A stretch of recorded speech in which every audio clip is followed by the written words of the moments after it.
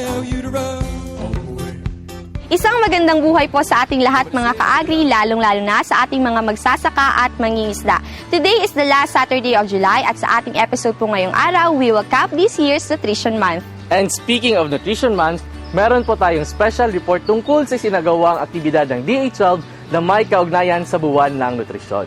Yes, Christian, at itatampok din natin ang ikalawang yugto ng ating Agri-Business Exploratory Tour dito sa Bulacan, kung saan Bulacan State University naman ang ating bibisitahin. Thank you so much po mga ka-agri sa inyong pagtutok sa aming paglilibot sa mga lalawigan ng Cavite and Laguna last week. Kaya mga ka-agri, ano pang hinihintay ninyo? Handa na po kayo ng komportabling upuan dahil sasahing papawid na inyong paboritong programa tuwing Sabado. Kaya mula rito sa Malolos, Bulacan, sabay-sabay na nating tuklasin at palaganapin ang ganda at sigla ng agrikultura dito sa Agri tayo, SOCCSKSARGEN!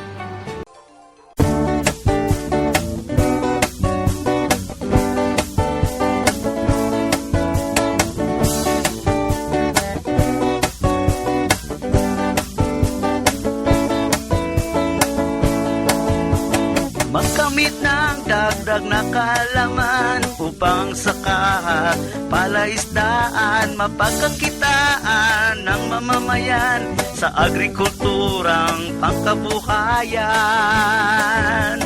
Agri tayo, SOCCSKSARGEN, programang dapat tangkilikin. Agrikultura'y binigyan pansin para sa ating mga mitiin.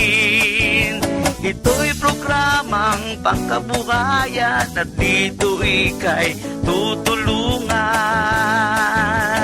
Agri tayo, SOCCSKSARGEN, programang dapat tangkilikin. Agrikultura'y binigyan pansin para sa ating mga mitiin. Agri tayo, SOCCSKSARGEN, programang dapat tangkilikin. Agrikultura'y binigyan pansin para sa ating mga mitiin. Agri tayo, SOCCSKSARGEN, Agri tayo, SOCCSKSARGEN, Agri tayo, SOCCSKSARGEN, Agri tayo, SOCCSKSARGEN.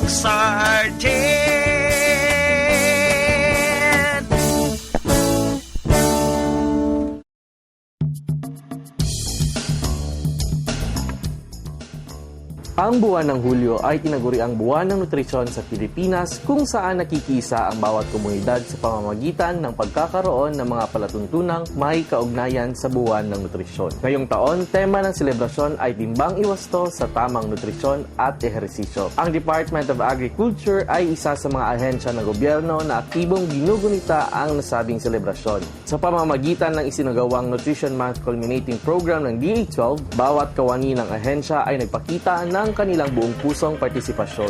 Sinimulan ito ng Zumba na isa sa mga trending na paraan ng ehersisyo, kung saan todo bigay sa paghataw ang bawat DA employee at mga miyembro ng Rural Improvement Club at iba pa. Sinundan ito ng maikling programa at panauhing pandangal si Ms. Mayet Flores ng DOH National Nutrition Council 12. Sa kanyang pananalita, kanyang hinikayat ang bawat isa na maging porsigido sa pagkakaroon ng malusog na pangangatawan. Samantala, nagkaroon din ng cooking contest na nilahukan ng mga RIC members mula sa iba't ibang bayan ng South Cotabato. Ang Department of Agriculture ay patuloy na hinihikayat ang bawat Pilipino na maging isang healthy na mamamayan sa pamamagitan ng tamang pagkain at regular na pag-eehersisyo.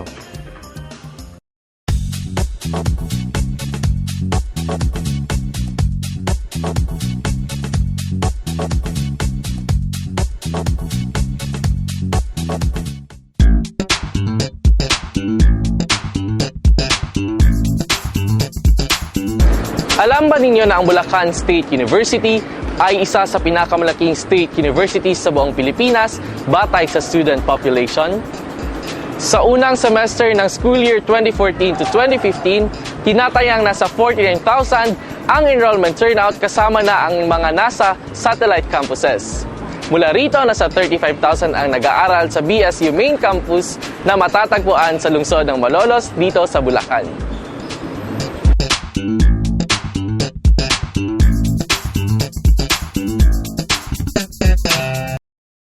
The value of soil. Soil is wonderful. Well, of course, we live on it. And if it is fertile, it can produce marvelous things. Fertile soil puts food on our plate. But the number of plates is growing, and more meat ends up on these plates. And part of what we previously put on our plates, we now put into our petrol tanks. This again requires more fertile soil. Productive land is becoming scarce. In 1960, there was still almost half a hectare of farmland for every person on Earth. In 2020, there will be only around a third of that left. Consequently, even unsuitable land is being turned into farmland. No wonder land grabbing is on the rise. Fertile soil is precious, but instead of looking after it, we try to extract the maximum yield from it. But overusing land or cultivating unsuitable land leads to soil degradation. We need healthy soil to produce crops and timber and store and purify water. Soil provides us and our environment with important ecosystem services. Degraded soil makes us vulnerable. Unsustainable land management is sometimes the result of ignorance, and it sometimes results from poverty, where land users have no other choice.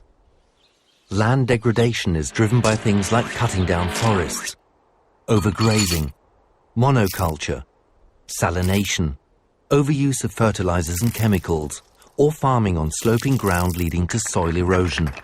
Not to forget climate change, which alters the drought and rain patterns. But not only does climate change contribute to soil degradation also worsens climate change because degraded soil can store less carbon. But why does all of this matter so much? Well, because it takes 2,000 years to generate about 10 centimeters of topsoil. That is a long time. Soil is a practically non-renewable resource whose overexploitation is costing us dearly. For example, Niger loses approximately 8% of its gross domestic product to overgrazing and excessive salinity in rice paddy fields. Solving these problems through sustainable land management would save 2/3 of this money. Globally, soil degradation is an expensive business. Already it costs every person on Earth $70 each year, which in total is about $490 billion. To this, one needs to add the indirect costs of environmental and humanitarian disasters, such as water shortages, yield shortfalls, or dust storms. The consequence is damage to health, forced migration, famine, and eventually conflict. But how can we prevent this? First of all, it is very difficult to take all these possible consequences into account in planning processes because it is so hard to recognize the true costs of our inaction. With the right figures, we could make the right decisions. We have to include the value of the soiled surfaces and the cost of land degradation into our calculation. Then it becomes obvious that using soils in the way that most of us do today is simply not economically viable in the long run.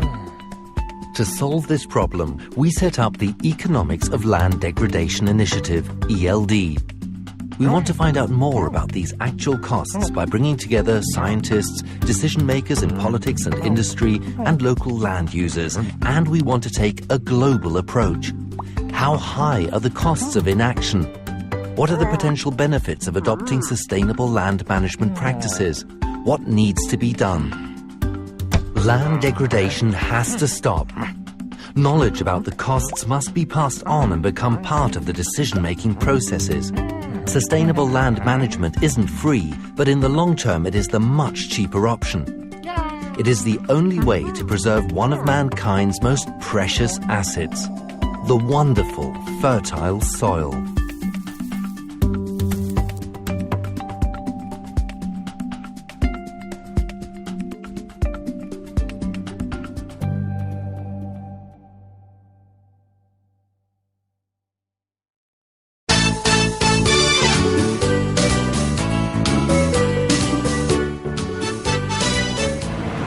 Isang pambihirang pagkakataon po ang ibinigay sa ating grupo dahil nakapasok tayo sa itinuturing na pinakasikat at pinakamakasaysayang gusali sa buong bansa, ang Malacanang.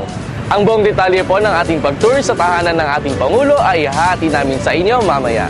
Kaya mga ka-Agri, narito na muli ang ating isang oras sa programang handog sa inyo ng Department of Agriculture 12 sa pangunguna ni Regional Executive Director Amalia Hayag Datukan, katuwang ang Regional Agricultural and Fishery Council 12 led by Chairman Junicio Bautista.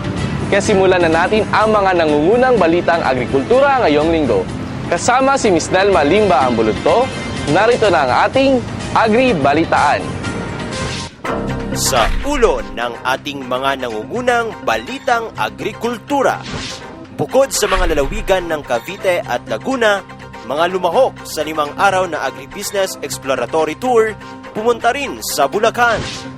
Mga halamang kamoteng kahoy na tinamaan ng cassava witch's broom disease, sinunog upang maiwasang kumalat pa ito sa ibang lugar sa rehiyon.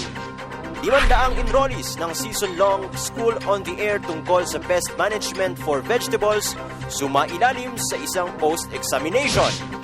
At ilang traders at farmer leaders ng SOCCSKSARGEN isinama ng DA-12 para sa isang trade mission sa mga lalawigan ng Cebu at Bohol.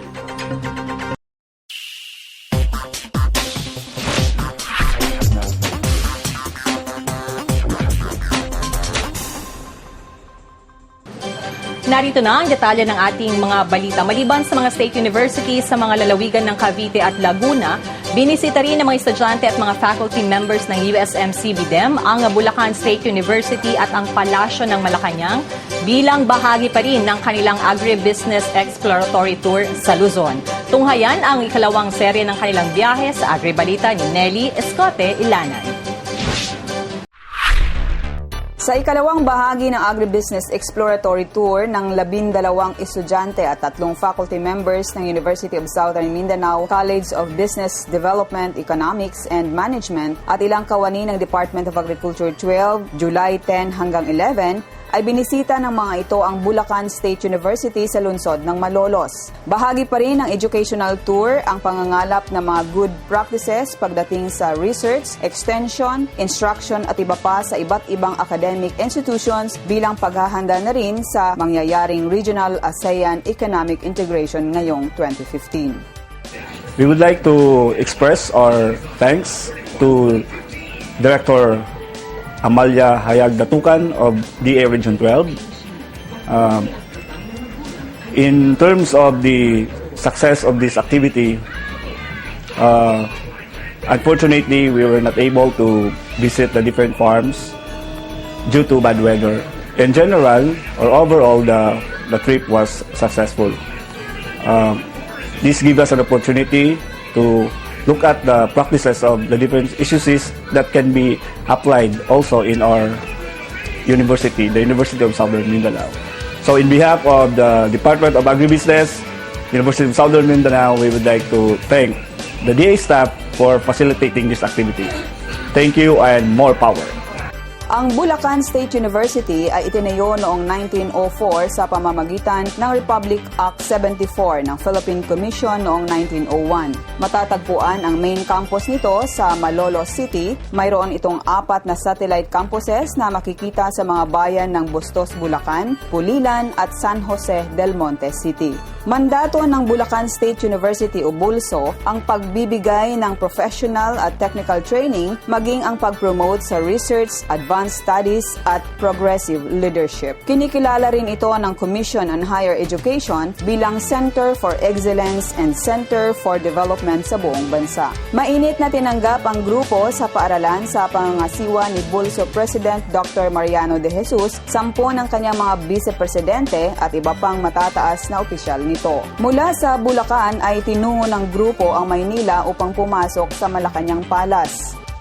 Yes mga kaibigan, nandito ho tayo ngayon sa Malacanang Grounds kung saan nabigyan ho tayo ng pambihirang pagkakataon para po mabisita ang Malacanang Palace. Ano po? At kasama ho natin sa paglalakbay aral na ito mga kaibigan ay ang mga mag-aaral po, mga agribusiness and economic students na mula po sa University of Southern Mindanao at pati na rin mga opisyales ng Department of Agriculture. Para sa dagdag na detalye ng tour dito sa Malacanang, tunghayan natin sa special report ng ating kasamang si Marie. Marie? Maraming salamat, Miss Nelly. Maliban sa pagbisita sa ilang state university sa Calabarzon at Central Luzon, naging bahagi rin na isinagawang Agribusiness Exploratory Tour ang pagpunta sa itinuturing na pinakasikat na bahay sa Pilipinas. Hindi po yan ang bahay ni Kuya, kundi ang opisyal na tahanan ng Pangulo, ang Palasyo ng Malacanang. Bukod sa ito ang tahanan ng Pangulo ng Pilipinas, ang Malacanang Palace ay isa sa major national landmark. Ito ay matatagpuan sa distrito ng San Miguel sa lungsod ng Maynila. Ang makapasok sa loob ng Malacanang Palace ay isang once-in-a-lifetime opportunity dahil hindi lahat ay nabibigyan ng tsansang makapasok dito. Ito ay dahil na rin sa mahigpit na security measures na ipinatutupad sa buong compound. Pagpasok po pa lamang sa gate ay mababanaag mo na ang mga unipermadong tagapagtanggol ng bayan. Mabusising iniinspeksyon ng mga ito ang mga sasakyan at taong labas-pasok sa pinakabukana pa lamang ng buong lugar. Talagang masasalamin sa kanilang security measures na isang mamahaling bato na pinaka-iniingat-ingatan ang Malacanang. Pagpasok mo pa lamang sa compound, agad mo nang matatanaw ang mga kulay puting mga gusali na bahagi na ng palasyo. Unang pinasok ng grupo ang Kalayaan Hall na isa sa pinakamakasaysayang bahagi ng Malacanang. Sa gabay ng aming tour guide na si Louie, kami ay inilibot sa Presidential Museum at Library kung saan nakadisplay ang iba't ibang exhibits na nagpapakita ng mga mahahalagang bagay na nagpapaalala sa mga naging pangulo ng bansa. Ilan dito ay ang mga campaign posters, mga regalo mula sa pinakamatataas na pinuno ng iba't ibang bansa, mga imahe ng mga naging first ladies at marami pang iba.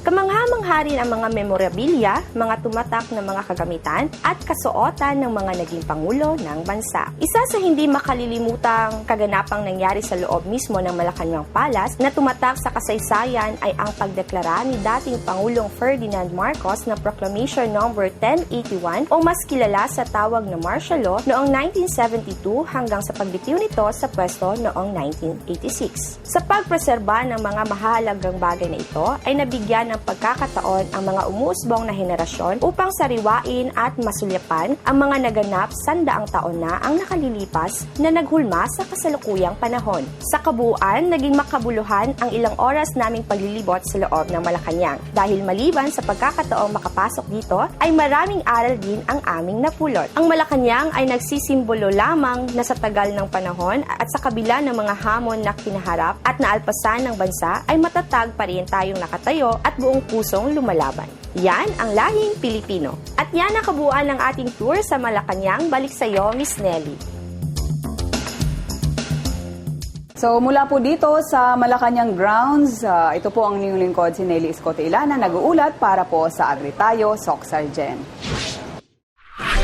Samantala, mas pinaiigting ngayon ng pamunuan ng Department of Agriculture 12 ang monitoring at inspection matapos makumpirmang may ilan ng cassava production areas ang naapektuhan ng cassava witch's broom disease. Alamin ang mga apektadong lugar sa Agri Balita ni Lito Mariano Salvo.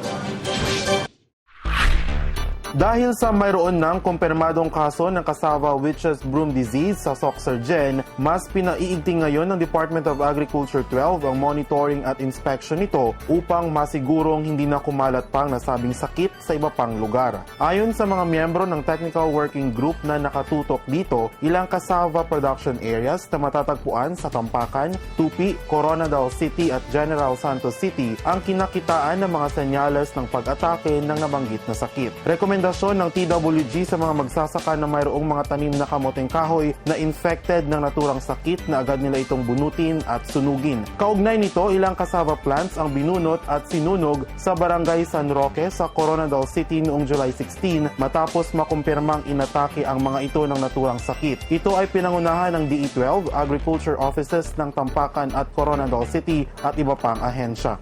Kung confirm na ho na mayroon siyang cassava phytoplasma disease sa kanyang field, kailangan ho bunutin niya, sunugin at saka ilibing na ho yung infected plants.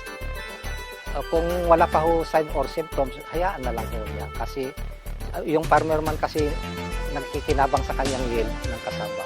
Napag-alaman na natuklasan ang presensya ng naturang sakit matapos magsagawa ng malawakang inspeksyon ang mga tauhan ng DE12, katuwang ang Plant Quarantine Services at mga lokal na pamahalaan sa mga lugar na mayroong tanim na kamoteng kahoy. Second week of July, so ito na, kuha na ko nga, kung area gibisitahan nila, na-confirm na may sakit. mao na nakabalo ko nga pero kadaghan na ko kita inana nga itsura sa Q50 except sa rayong 72 kay bagong nga variety sa Q50 nga ko siya nakita magkapariha ang ilahang itsura itong sakit. Ang cassava witch's broom disease ay nagsimula sa ilang lugar sa Visayas at Mindanao at matinding tinamaan nito ang lalawigan ng Bukidnon. Ang cassava phytoplasma disease po or witch's broom ay iisa ho na sakit ng cassava ngayon na umaatake sa ating mga cassava crops. Ito ho ay nagsisimula makita visually during 7 to 9 months ng ating tanim na cassava. So kung hindi ho natin magawa ng control measures, marahil mayroon ho tayong problema, magkakaproblema ho sa ating cassava crops dito sa ating SOCCSKSARGEN region. Ayon sa mga eksperto, isang mapanganib na sakit sa kamoteng kahoy ang cassava witch's broom disease dahil maaari itong magdulot ng 100% yield loss sa mga tanim ng magsasaka. Kung maatake ho yan ng cassava phytoplasma disease, wala ho tayong makukuhang yield dahil yung kanyang tubers wala na ho, hindi natin mapapakinabangan. Mayroon ding panawagan si Ginoong Batong Hinog na isa sa mga cassava farmer na naapektuhan ng sakit sa mga kapwa nito magsasaka. Naunta, magbantay mo, tanawin niyo ang itsura sa inyong kasaba o na lain ang itsura, ibigay alam lang sa DE para ma-aksyonan o makita o basig mauna ng sakit ng atong kadukan sa para sa kasaba. Dahil may presensya na nasabing sakit sa SOCCSKSARGEN ay nagpapatuloy ang masusi at mahigpit na pagbabantay ng TWG na binuo ng DE12 upang maiwasan ang malawakang pinsalang maidulot nito sa rehiyon. Ang team ng kasaba ngayon is continuous monitoring sa mga areas, lalo-lalo na yung may tanim na rayong 72. At saka i-educate yung mga farmer kung makakita man sila ng ganong sakit, is talagang bubunutin na lang talaga nila, hindi na nila palalakihin. Nag-uulat para sa Agri tayo SOCCSKSARGEN. Ako si Lito Mariano Salvo. Samantala, dinala ng DA12 ang ilang traders at farmer leaders ng Rion 12 sa Cebu at Bohol upang ipakilala ang kanilang mga produkto sa mga malalaking potential buyer bilang bahagi ng kanilang trade mission. Kamustahin natin ang kanilang mga naiselyong market deals sa Agribalita ni Carl Ulysses Aguilion. Naging positibo ang kinalabasan ng isinagawang trade mission ng mga trader at farmer groups mula sa Rehiyon 12 sa Central Visayas mula July 13 hanggang July 17. Ito ay dahil sa mainit na pagresponde ng mga buyer sa Cebu, kagaya na lamang ng Omri Corporation, Metro Foods at M. Lubilier Foods, at ang mga buyer sa Bohol kasama na ang pakikiisa at pagtitiyak ng Office of the Provincial Agriculturist ng nasabing lalawigan sa mas malawak pa na market para sa mga traders mula sa Region 12. Kinabibilangan ang trade mission ng BICOR o Banana Industry Council of Region 12, Muaan Farmer Producers Cooperative ng Kidapawan City, SOCCSKSARGEN Region Growers Corporation at Far East Hybrid Cooperative o FARCO, na kung saan ang naturang aktibidad ay pinangasiwaan ng Agribusiness and Marketing Assistance Division o AMAD ng Department of Agriculture 12. Dala ng mga trader mula SOCCSKSARGEN ang mga produktong saging, hybrid corn seeds, at iba't ibang klase ng gulay upang ipakilala sa merkado sa Region 7. Maliban sa kanilang mga dalang produkto, ipinakilala rin ng mga representante ng SOCCSKSARGEN ang iba pang produkto sa rehiyon. Si BICOR Vice President Eleanor Sagigit ay hinikayat din ang mga buyer sa Bohol na tangkilikin ang tuna ng Sarangani, habang si Mr. Luis Chua naman ng Muaan MPC ay ibinalita rin ang magandang bunga at pamumuhunan sa passion fruit. Maliban sa one-on-one market matching, nilibot din ng mga trader ang carbon market sa Cebu City. Ito ang pinakamalaking public market sa naturang lungsod upang makahanap din ng mga dagdag pang mga buyer. Ito ay sa tulong ng tanggapan ni Market Administrator Raquel Buhol Arce. Inihayag nito na ikinagagalak ng kanyang tanggapan ang pagpunta ng mga trader mula Rehiyon 12 sa Cebu City at dagdag pa na ang mga produkto mula sa Mindanao ay subok na at tinatangkilik sa kanilang lungsod. Bahagi rin ng trade mission ang pagbisita sa 17.5 milyong pisong Agri Pinoy Trading Center sa Mantalungon, Dalaguete, Cebu. Ito ay proyektong pinagtulungang maitayo ng Agribusiness and Marketing Assistance Services ng Department of Agriculture at ng lokal na pamahalaan ng naturang bayan. Isa sa magagandang features ng Dalagete APTC ay ang Electronic Price Monitoring Board na siyang nagpapakita ng kasalukuyang presyo ng gulay sa carbon market, kung saan dito nga binabagsak ang karamihan sa mga gulay na nagmula sa naturang bayan. Ipinakita rin ng namamahala doon ang pick-up points at ang malawak na production area ng mga gulay. Inihayag naman ni Mayor Alan Sisante ng naturang bayan na malaki ang naitutulong ng APTC sa industriya ng gulay sa kanilang lokal na pamahalaan at lubos ang kanyang pasasalamat sa DA at kay Secretary Proceso Alcala dahil napili sila bilang isa sa mga recipient ng APTC sa buong bansa. Sa pakikipag-usap ng mga traders sa alkalde, hinikayat nito ang mga taga-Rehiyon 12 na ipagpatuloy ang pakikipag-ugnayan sa kanila para sa mas pinalawak na pakikipagkalakalan. Ang Dalagete APTC ay ang vegetable basket at summer capital ng lalawigan ng Cebu. Samantala, lubos naman ang pasasalamat ni DA12 Regional Executive Director sa DARFO 7 at sa AMA nito dahil sa pagtulong sa mga delegado mula SOCCSKSARGEN. Nag-uulat para sa Agri tayo SOCCSKSARGEN. Ako si Carl Ulysses Aguilion. At sumainyo ang unang ratsada ng ating Agri Balitaan. Susunod. Daan-daang guro mula sa 4 na lalawigan ng Rehiyon 12 sumailalim sa pagsasanay na may kaugnayan sa nagpapatuloy na implementasyon ng Gulayan sa Paaralan program. At Agri tayo SOCCSKSARGEN nakiisa sa ikatlong agribersaryo ng Agri tayo dito ng ABS-CBN. Mga natatanging agribida mula sa iba't ibang lugar sa Mindanao nagpatalbugan sa search for Ginoong Agribida 2015. Sundan ng detalye ng mga balitang ito at iba pa dito sa Agri tayo SOCCSKSARGEN.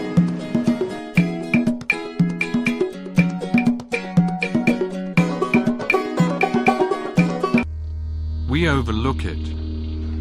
We walk all over it. Trample it every day. Yet we need it, like the air we breathe. It's about time that we talk about soil, and certainly about time that we start protecting it. There can be no life without it. It feeds us, and we are responsible for it. Soil is formed from rocks that are decomposed slowly by the sun, the wind and the rain, by animals and plants. In this way, 10 centimeters of fertile soil are created in 2,000 long years, only 10 centimeters in 2 millennia. Soil that we deplete in only a few years, gone forever. Forests and plants protect the soil. But every year, 13 million hectares of forest are cut down. Fields are cultivated inadequately. Added to that are monocultures and farming on slopes. After the harvest, fields are left naked and unprotected. All this greatly accelerates erosion. And so, gone with the wind, washed away by water. 24 billion tons of fertile soil were lost in 2011 alone. A loss of 3.4 tons per person worldwide, no matter what age. Erosion costs each person $70 per year, a worldwide cost that amounts to $490 billion, an astronomical amount. Our cities are also growing rapidly.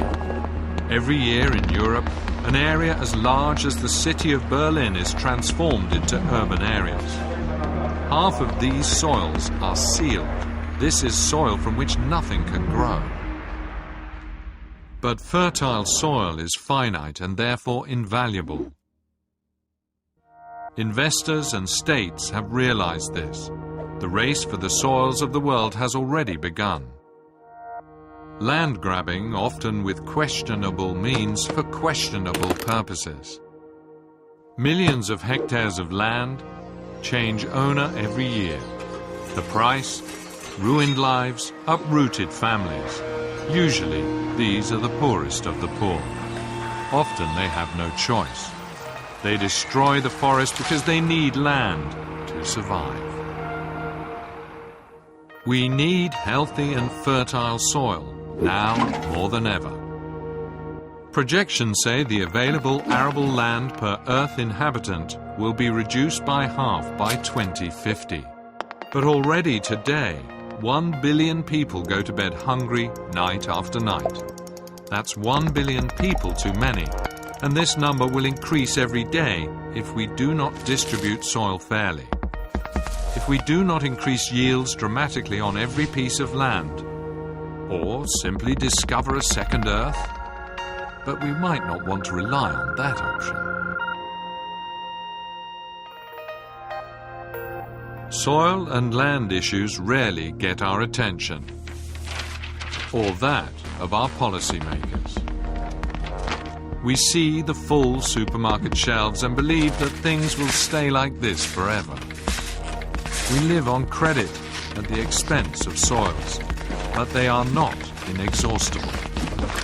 We take out money from a bank account into which we never make any deposits. One day this account will be empty, our credit overdrawn, and our soils will be gone.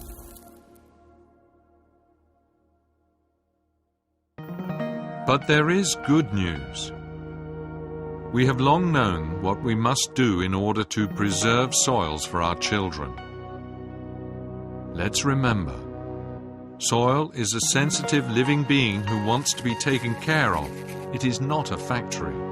Everyone has a right to soil. This right must be safeguarded by the law. And we cannot afford to bury our livelihood under a layer of asphalt. Now it's up to us. We must open our eyes and find ways to apply our knowledge, so we don't end up losing the ground under our feet.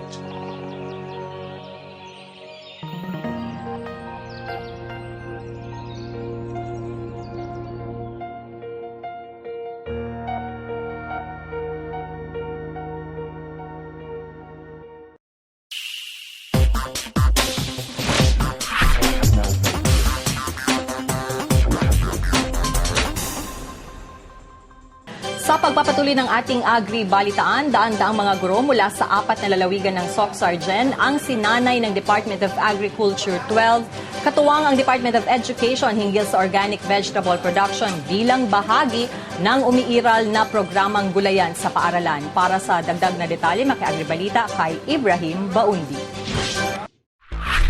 Matagumpay na naisagawa sa buong buwan ng Hulyo ang serye ng Organic Agriculture at Organic Vegetable Production Training na ginanap sa Tupi Research and Experiment Station, Tupi, South Cotabato, na nilahukan ng humigit kumulang sa 200 mga elementary at high school teachers na binubuo ng 4 na batches ng partisipante mula sa North Cotabato Province. Ayon kay APCO at Gulayan sa Paaralan Program Focal Person Jocelyn Misterio, na kumatawan kay DA12 Regional Executive Director Amalia Hayag Datukan, na ang Gulayan sa Paaralan Program ay magkatuwang na ipinapatupad ng DA DepEd batay sa Memorandum of Agreement na una nang pinirmahan noong 2011 para sa 2,156 target ng mga paaralan sa buong region 12. Dahil dito, ganap nang nakamit ang target na ito na mga paaralan at mga guro na sumailalim ng naturang pagsasanay sa loob ng 3 taon. Itinuro ni Center Chief 3 Marcela Necesito sa iba't ibang batches ng mga elementary at high school teachers mula sa North Cotabato ang hinggil sa organic agriculture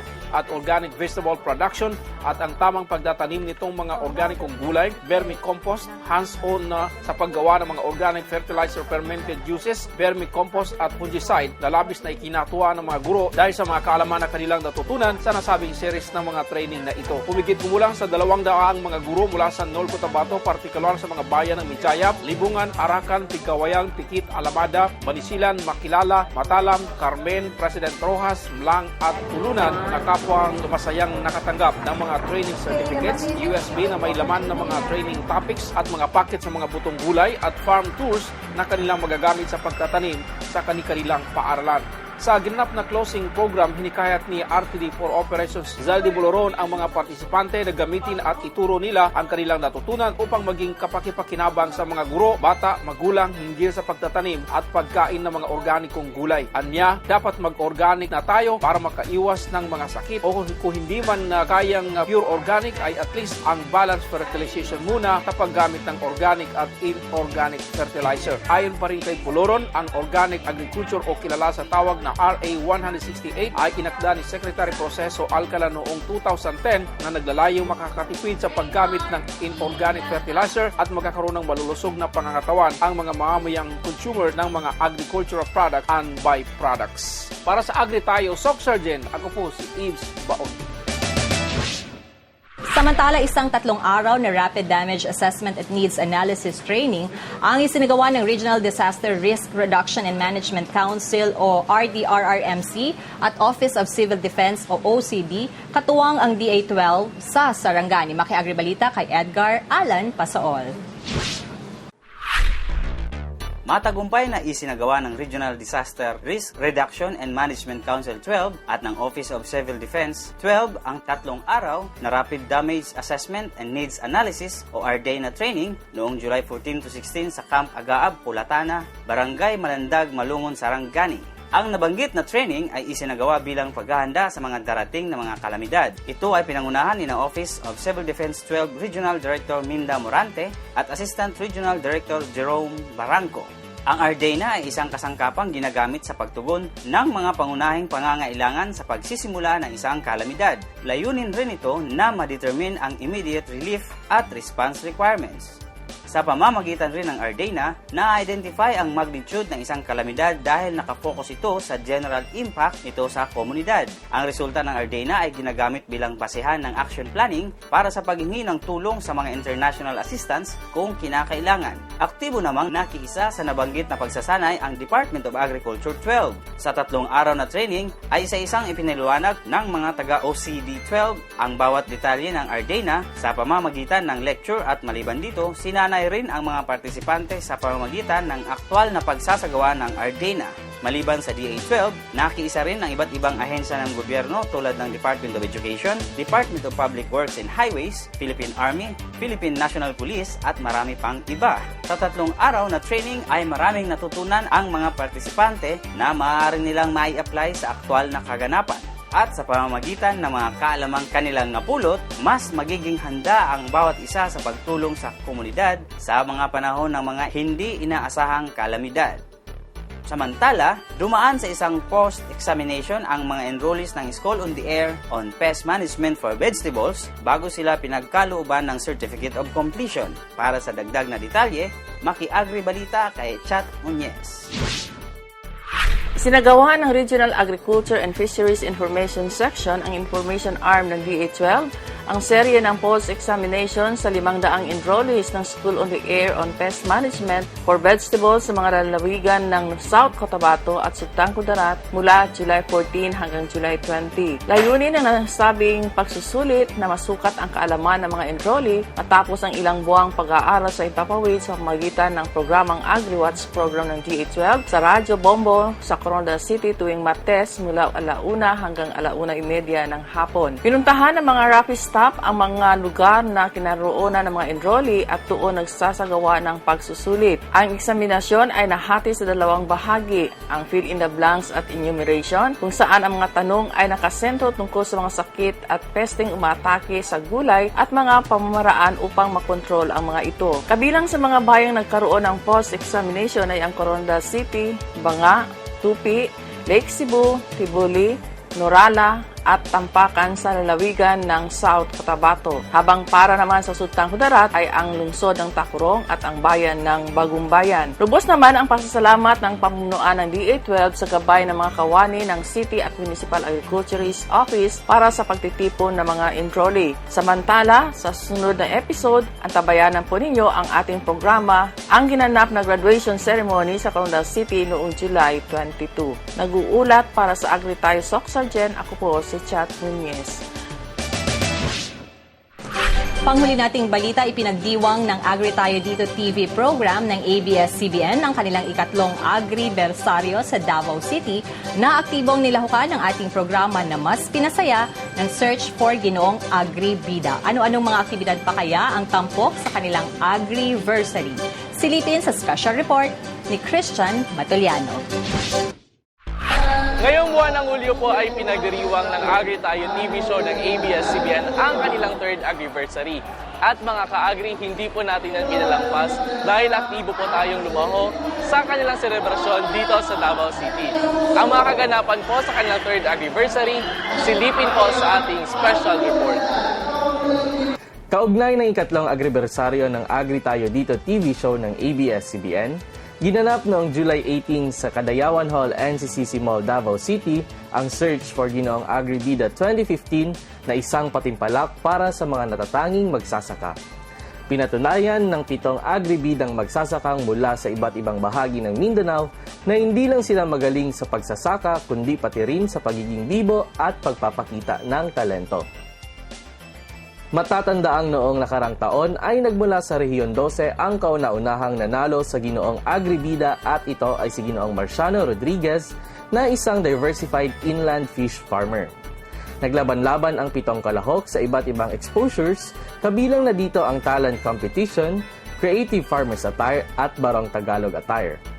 Maliban sa pagpapakita ng galing sa talento at pagrampa, ay hindi rin sila nagpahuli sa pagsagot pagdating sa question and answer portion na mismong si Agriculture Secretary Proceso Alcalapa ang nagbigay ng katanungan.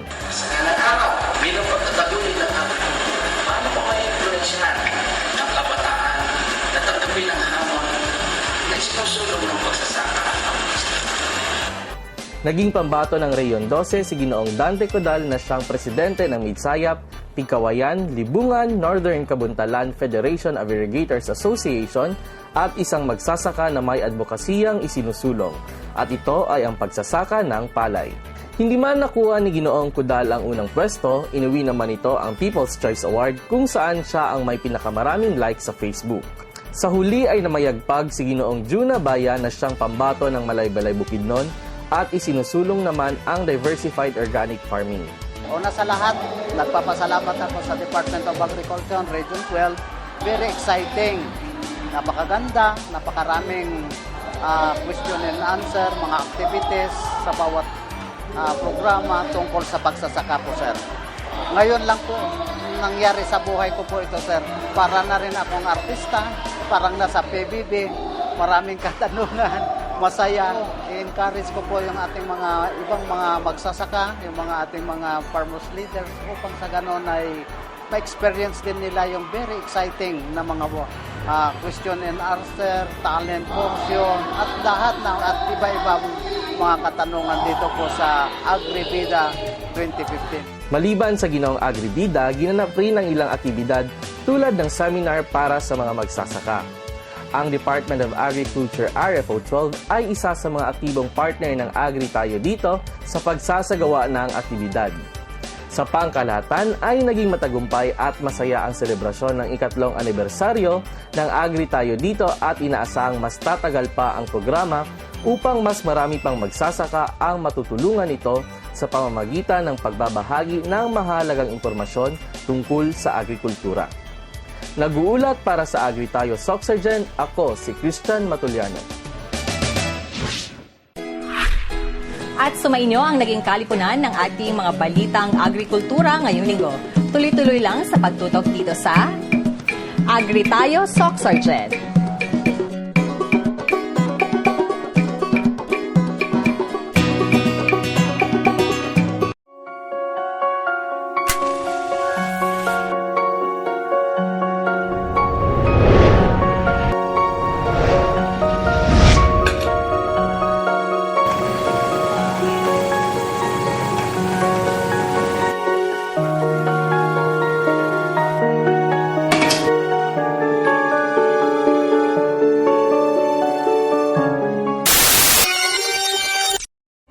Sa isang araw, ang bawat Pilipino ay nagsasayang ng 2 kutsarang kanin. Katumbas ng mahigit na 1.7 million kilos kada taon na kayang magpakain ng 2.7 million Filipinos.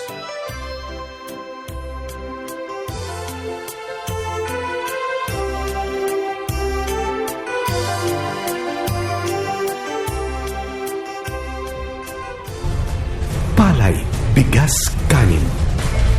Huwag sayangin. Ang mensaheng ito ay hatid sa inyo ng Department of Agriculture.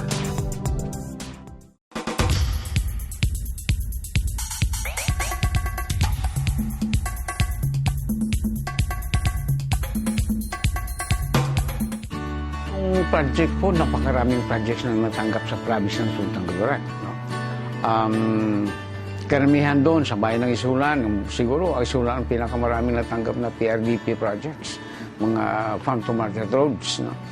And in fact, ako as president of the Irrigator Association, of Comasa Irrigators Association, that's composed of 3 barangays, nakareceive kami ng I think almost 3 million na budiga, no? Storage, no? Warehouse storage, and a solar dryer. Then, hindi lang ako, nandun din sa part ng Libak, mayroon din silang ganon sa Libak. No? Storage at the same time, may mechanical dryer din silang mga bagong itayo na mechanical dryers. Sa mechanical dryers po, marami. Sa mga ibang machineries, may siguro in Lambayong, nakakuha sila ng mga farm machineries, farm harvesters at saka may and hindi ko masyadong ma-memorize pero napakarami po. May mga sa mga brother Muslims natin nakakuha sila ng mga tractors talaga na ginagamit nila sa pagtatanim ng mais. Sa production natin is malaking tulong itong mga farm machineries natin. Kaysa ngayon kasi bihira ng kalabaw. No? And even itong sa harvesting, kasi ang labor force natin ay unti-unting nawawala kasi matatanda na. That's why there is a need na talagang sa itong harvest season dapat magkaroon na tayo ng mga harvesters na marami to accommodate our harvest kasi almost synchronous ang planting ngayon, magsabay-sabay. Kaya kung magsabay-sabay talagang kulang. Pag hindi, baka maraming masira na palay pag hindi na-harvest na maaga. No? Kaya that's why may application ako sa harvester for our sa aming IA alone. Na-apply ako ngayon. Maganda po ang tulong ng machineries. Malaking tulong talaga yung binigyan ng Secretary Alcala. Sa mga post-harvest facilities gaya ng harvester, medyo unti-unti nang lumalami kasi may mga private persons din na nagbibili ang personal nila at yun ay nagagamit na, no? Namin pero hindi pa sufficient. No? That's why kami mga organized group of farmers we're applying for kahit na isang unit lang to augment the existing harvester in our community. Ang malaking problema na ngayon is when we go to transplanting, the labor force kukunti na ang sa transplanting. Then, ang problema namin is how kung talagang i-require kami ng mga seed growers na will go on transplanting, wala kami makuha mga labor. Yan ang problema namin ngayon. Ako'y taos-puso nagpapasalamat sa ating dynamic na Secretary of Agriculture, si Secretary Alcala dahil sa kanya at least nakatanggap kami ng mga machineries na kinakailangan namin sa farm. Likewise, sa tulong naman ni Director Amalia Datukan na talagang masigasig ding naghihingi doon para sa magsasaka ng Region 12. Nagpapasalamat po kami sa kanya. Maraming salamat, Madam Director, for the support you have extended to our farmers. Malaking tulong sa amin upang mapaangat ang pamumuhay ng ating mga magsasaka.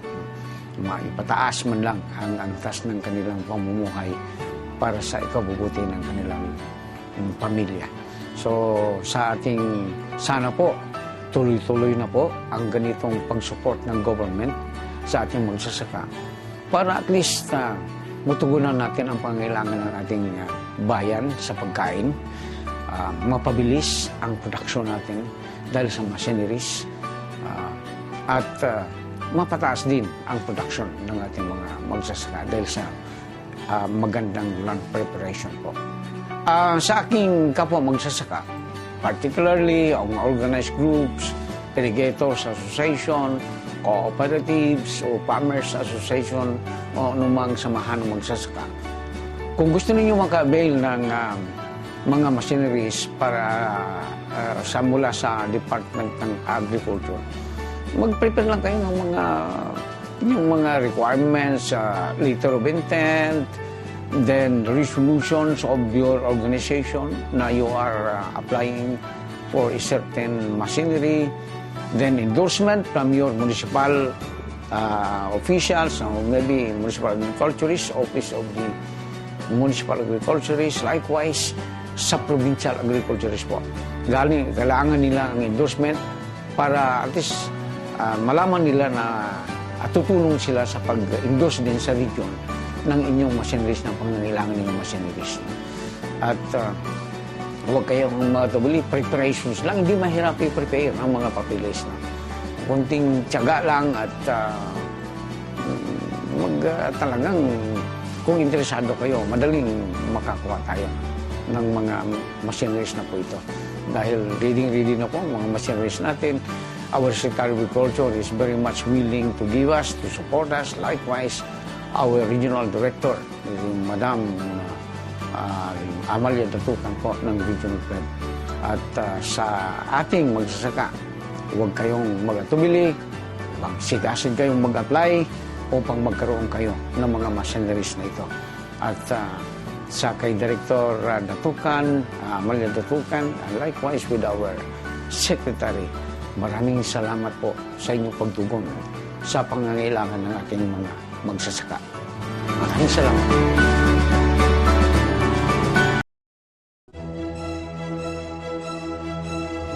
Soil is a very significant resource that is often disregarded. Crop yield and productivity is dependent on the quality of soil. Soil has an excellent carbon sequestration capacity. The soils of the world hold more organic carbon than that held by the atmosphere as carbon dioxide and vegetation combine. Despite this importance of soils, degradation in the form of erosion and nutrient depletion continues as a result of unviable agricultural practices and weak implementation of policy measures. At present, 33% of the soils in the world are considered degraded, and around 2 hectares of soils are converted every minute due to rapid urbanization. In the Philippines, agriculture alone contributes about 457 million metric tons per year soil loss. Yet, the risk to livelihoods emanating from land and soil degradation does not receive the attention it deserves. The declaration of the 68th United Nations General Assembly for 2015 as the International Year of Soils is a great opportunity to unify our actions and raise awareness on the significance of soils for food and nutrition security and environmental protection. The key objectives of IYS 2015 are the following: create full awareness of all concerned stakeholders about the fundamental roles of soils for sustaining human life, achieve full recognition of the prominent contributions of soils to food and nutrition security, climate change adaptation and mitigation, essential ecosystem services, poverty alleviation, and sustainable development. Promote effective policies and actions for the sustainable management and protection of soil resources. Sensitize decision makers about the need for robust investment in sustainable soil management activities to ensure healthy soils for different land users and population groups. Advocate rapid enhancement of capacities and systems for soil information collection and monitoring at the local and national levels. Several activities will be carried out by the National IYS Task Force in collaboration with various national government agencies. Local fora will be undertaken for the youth with poster making and related events with the theme Healthy Soils for a Healthy Life, a challenge to the Filipino farm family. International Symposium in December 2015, observance of the World Soil Day on December 5, 2015 as the culminating event of the year-long celebration of the International Year of Soils. There are also activities to be organized by various partners like the Philippine Society on Soil Science and Technology Annual Scientific Conference and the National Organic Agriculture Program 12th National Organic Agriculture Congress. Development of policy and position papers on Philippine soil-related laws and bills is expected, focusing on the National Land Use Policy, Land Use Reclassification, Soil and Water Resources Conservation and Management, and Sustainable Land Management. All these efforts are envisioned to attain enabling policy environment on soil health management and sustainable land management. Increased awareness on the importance of soil and its roles to sustain healthy life, impacts of soil land degradation and drought, and proposed actions to be taken. Increased advocacies for enhanced capacities and systems for soil information collection and monitoring. Increased support in the implementation of soil-related programs from all sectors. And institutional mechanisms to establish Soil Health Alliance. A dedicated web page, logo, and sufficient communication outreach throughout the year will be established. Press conferences by national authorities in connection with key events will be conducted, and communication materials with local examples of good practices and approaches on soil health management will be disseminated. It is envisioned that the series of activities in celebration of the International Year of Soils 2015 will pave the way to unified actions in promoting sustainable soil health management practices and plant the seed for the mainstreaming of sustainable land management in the local and national development plans. Healthy soils for a healthy life.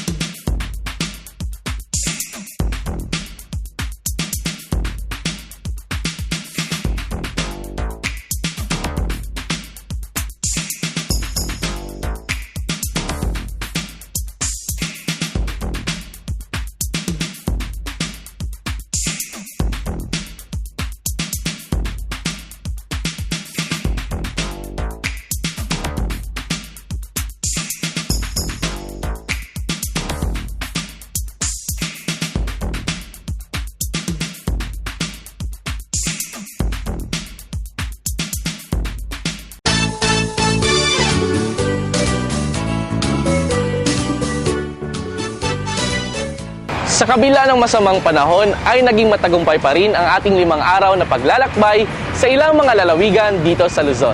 Sana sa mga susunod na mga araw mga ka-Agri, kayo na naman ang bibisita rito.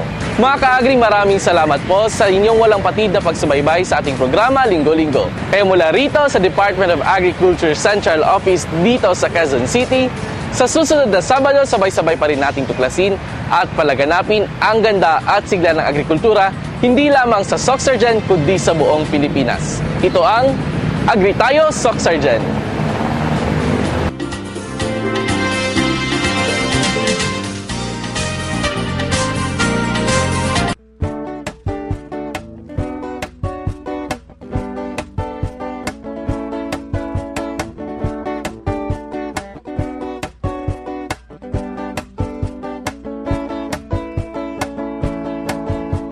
Magkamit ng dagdag na kalaman upang sa palaisdaan mapagkakitaan ng mamamayan sa agrikulturang pangkabuhayan. Agri tayo, SOCCSKSARGEN, programang dapat tangkilikin. Agrikultura'y binigyan pansin para sa ating mga mitiin. Ito'y programang pangkabuhayan at dito ika'y tutulungan. Agri tayo, SOCCSKSARGEN, programang dapat tangkilikin. Agrikultura'y binigyan pansin para sa ating mga mitiin. Agri tayo, SOCCSKSARGEN, programang dapat tangkilikin. Agrikultura'y binigyan pansin para sa ating mga mitiin.